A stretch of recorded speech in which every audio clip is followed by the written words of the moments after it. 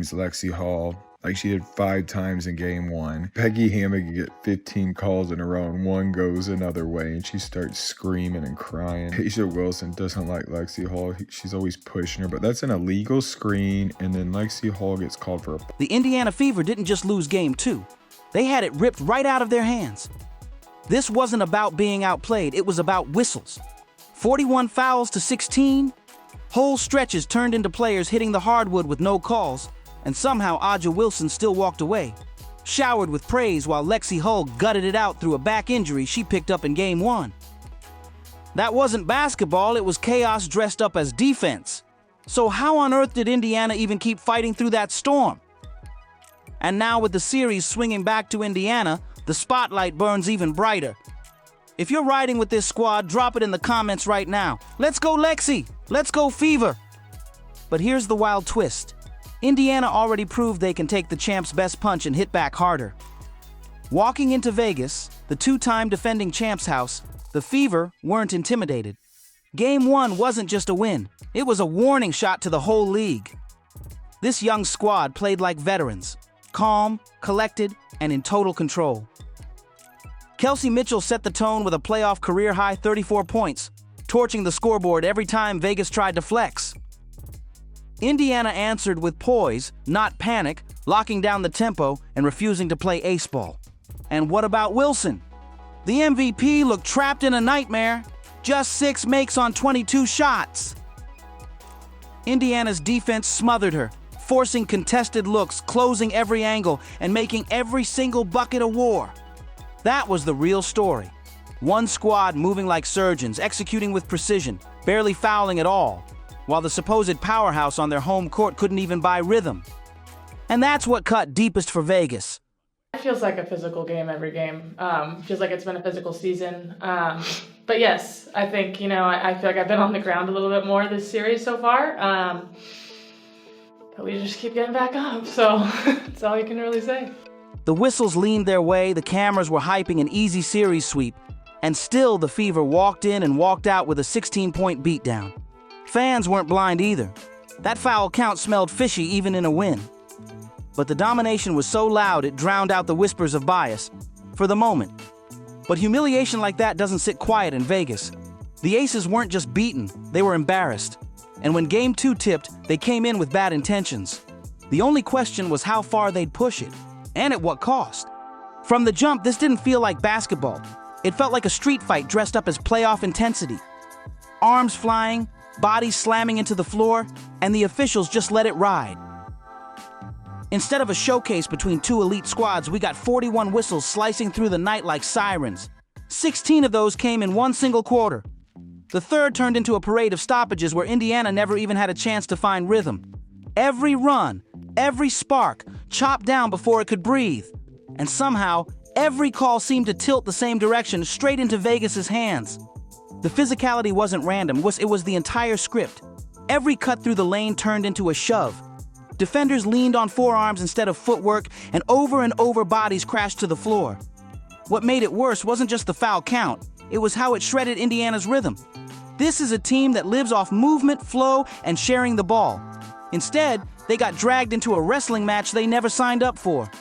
Vegas kept piling free throws while the Fever were stuck grinding through half-court sets that don't reflect who they are. And then there was Lexie Hull, who by all logic shouldn't have even been out there. A back injury in Game 1 left her a game-time decision. Most players would sit, heal, and wait for the series to shift home. Not her! She strapped herself up, stepped on the floor, and immediately became the target of Vegas's smash-mouth tactics. You saw it play out in real time. Bump after bump, hit after hit, Hull crashing to the hardwood again and again. Yet somehow, she answered back the only way she knows how, by burying 5 3-pointers, tying the Fever's playoff record. Every shot was a message. Hurt me, test me, I'm still here. It wasn't smooth, it wasn't pretty, but it was pure defiance. After the game, she admitted, I'm feeling sore still. Sure. I mean, you can bump and grab a wide receiver in the NFL for those first 5 yards, but you can do it in the W for the whole half court. You put 2 hands on somebody like that, it should be an automatic foul. They have the freedom of movement. Freedom of movement. There's no freedom. And I'm not saying that we're not fouling too. I'm not saying that. But I think just a lot of treatment trying to get, our bodies as ready as we can be. We're just pushing through. That wasn't a soundbite. That was a warrior telling the world she won't fold. The national conversation didn't spotlight Hull's toughness or Indiana clawing to keep their season alive. It crowned Ajo Wilson. Everywhere you looked, the numbers were plastered. 25 points, 9 rebounds, 5 steals, 2 blocks. But nobody wanted to talk about how those numbers came to life. Bullying her way into the paint, knocking bodies sideways, and riding whistles Indiana could never get on the other end. Fans weren't blind. They called it out in real time. Yet the headlines framed her night as dominant. But dominant isn't the same as fair when half your opponents are limping off the court. Aaliyah Boston lived that reality possession after possession. She scraped together 10 points and 13 rebounds, but every touch came with bruises, forearms in her ribs, shoves in her back, and contact that somehow never drew a whistle. Trips to the free throw line? Nowhere to be found. And let's not forget, Boston's just in her 3rd season. Still young, still building, yet she carried herself like a hardened vet against a dynasty squad. No favors, no freebies, just survival basketball, fighting tooth and nail for every stat that showed up on her box score. Meanwhile, with all eyes on the star names, it was Odyssey Sims who quietly gave Indiana a lifeline. 18 points while dribbling through double teams, hacking arms, and whistles slicing through every possession. She turned broken plays into buckets, refusing to quit. And still, every time she hit one, the very next trip down was erased by another stoppage. You could see the frustration etched on her face, but she never slowed. Do you think you were able to find any flow, and when that was the case, what are you trying to do to jumpstart things, maybe on the defense? Well, it's hard for us to find flow when there's a foul call every 10 seconds. I mean, it just really is. And when they're at the free throw line, we can't get up and down the floor. And that's a challenge. They were much more aggressive and physical defensively. We didn't counter that with our off-ball actions or with our back cuts. So they took us out of our comfort zone. I mean, offense is about rhythm, it's about timing, it's about spacing. We allowed them to do that, and they kept us. For every shove, every cheap hit, Sims answered back the only way that matters, with buckets. The real story of Game 2 isn't that Indiana failed, it's that they weren't even allowed to play their game. The grit was there. Hull's threes, Boston's bruising boards, Sims' fearless drives. But every spark was stomped out by either a whistle or a shove. Vegas didn't expose strategy flaws. They leaned on foul-heavy chaos and rode it all the way to the win. So if you're asking how the Fever dropped that one, the answer isn't who played better, because that's clear. Without constant interruptions, Indiana's poise and shooting could have swung the night. The bigger question is this: if Las Vegas needed help from whistles and brute force, what actually changed in their scheme to erase Kelsey Mitchell from the spotlight? Remember Game 1? Mitchell exploded for 34, cooking the champs every way imaginable. Catch and shoot, pull-ups, slicing to the rim. She looked unstoppable. But by Game 2, it all flipped. Her total shrank to just 13. Not because she suddenly forgot how to score, but because the aces made her their singular mission. From the opening tip, they swarmed her. Every cut left bruises, every screen was met with an aggressive hedge. Vegas made sure she couldn't breathe, funneling her into traffic, forcing ugly passes, and dragging every possession into mud. By the time she shook free for a clean look, the shot clock was already gasping. That's the shift that killed Indiana's flow.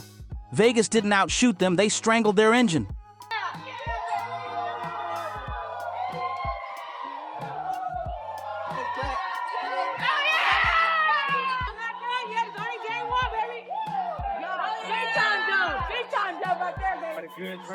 Take that! Hell yeah! Hell yeah! That's one! That's one! That's one! That ain't song and dance to me, man. I'm just grateful, man.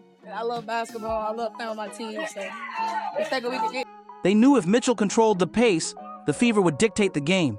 So they made her life a nightmare, and it showed on every possession. Here's the wild twist. Even Becky Hammond herself complained afterward about how physical the game got. Think about that for a second. The Aces were gifted whistles all night long, the stop and start rhythm tilting in their favor, and yet their own coach still wasn't happy with how rough it turned out. That says it all. That detail matters, Wise, because this wasn't just about tactics, It was about chaos shaped by officiating. Yes, Vegas's pressure on Mitchell worked, but with so many interruptions, who can honestly measure how effective those adjustments really were? Inside the paint, Aaliyah Boston battled through another brutal night. 10 points, 13 rebounds. But she played less like a center and more like a linebacker crashing bodies. And Vegas tried something smart. They stretched her out of the paint, pulled her into mismatches, and opened lanes for Aja Wilson and Jackie Young to attack without real help defense waiting.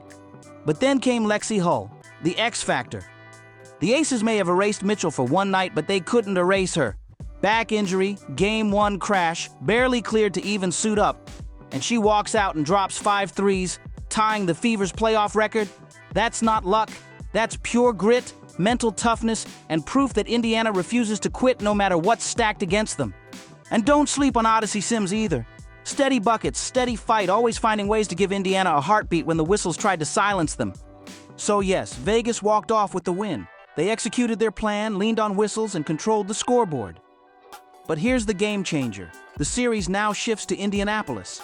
And in Indy, the Aces won't just be facing Mitchell, Boston, and Hull. They'll be facing 17,000 fans ready to roar louder than any whistle. What happens when a team that's been roughed up, whistled out of rhythm, and nearly beaten down on the road finally gets to walk back into their own house? That's the question hanging over this series as it shifts to Gainbridge Fieldhouse.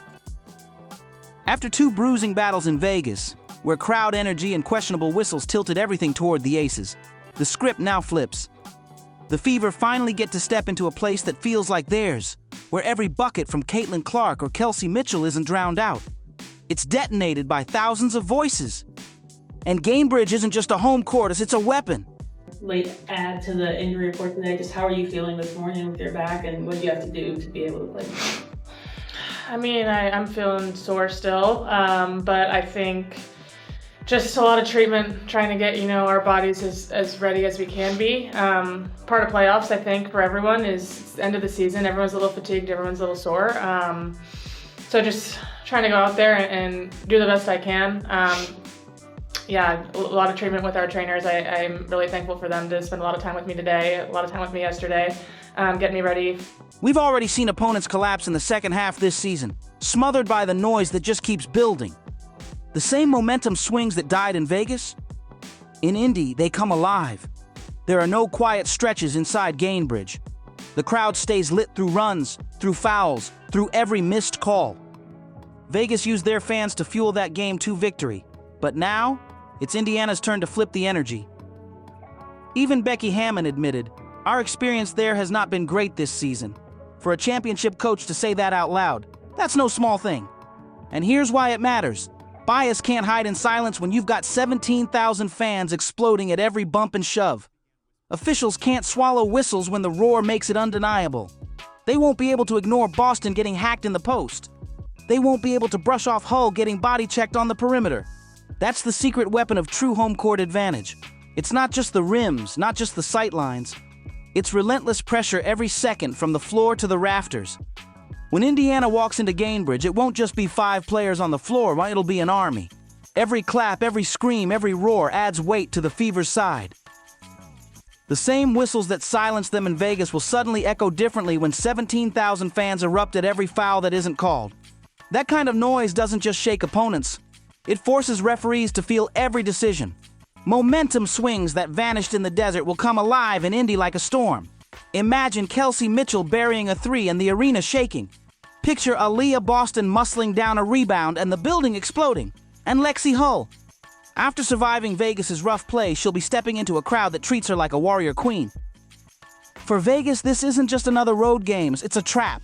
They know Gainbridge has broken teams before.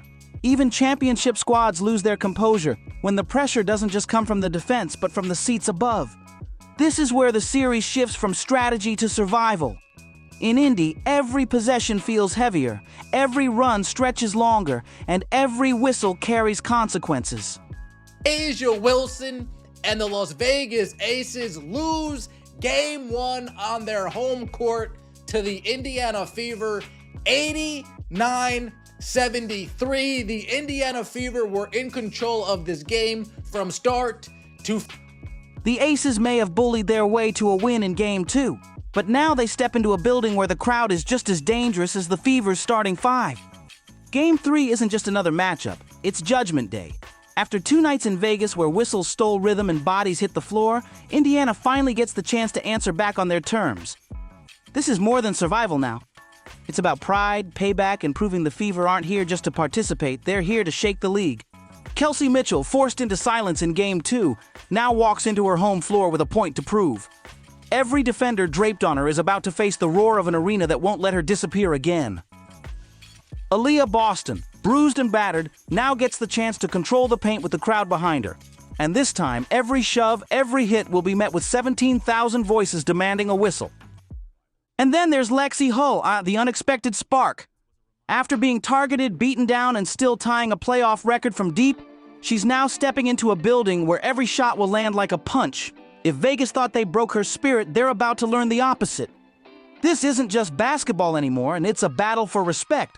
A war for legitimacy, and Indiana's biggest chance yet to flip the series upside down. By some of the fouls and the way it was going, it looks like we were almost too physical, but yet at the same time, I feel like we have to be able to get that on the other end. I think, sometimes when you just look at the game as a whole, when you look at the way that it works, sometimes you manipulate it to different ways and you have smaller matchups. So, I just don't think it's really possible all the time for some of those smaller matchups to really do such a clean job of that, but hey, I'm here to hoop. So. The Fever don't just need to win Game 3, they need to make it unforgettable. The Fever have taken hits, fought through whistles, and kept swinging. Now it's their turn to flip the script at home. This series isn't just about wins and losses, it's about who controls the story of the WNBA. And Indiana is ready to write their chapter in front of a crowd that won't let them be ignored. Show your support for the Fever by dropping it in the comments. Let's go, Lexie! Smash that like button, hit subscribe, share this with every Fever fan you know, and turn on all notifications so you never miss a moment. Click the video on the screen and we'll see you in the next one.